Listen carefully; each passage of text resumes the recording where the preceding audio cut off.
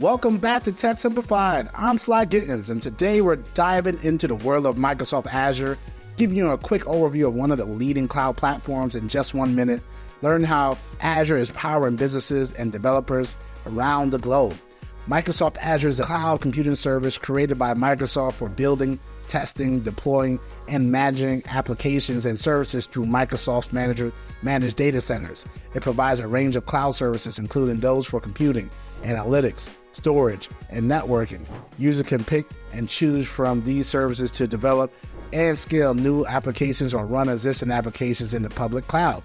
Let's talk examples. Azure Compute offers virtual machines and container services for every workload. Whether you're running a simple blog or a complex, large scalable application, Azure Compute scales to your needs, offering powerful and reliable cloud computing.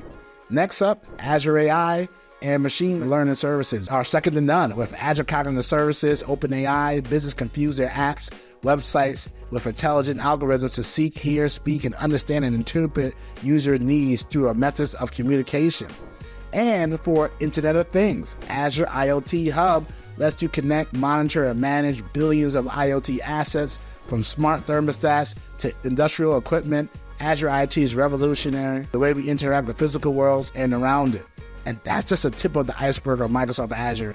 It has a vast array of services, makes it a powerhouse for cloud computing. For a deeper dive into Azure and how it can transform your business or projects, head over to the blog at sgtechsim.com for more information. If you found this overview helpful, don't forget to like, share, and subscribe for more insights into the world.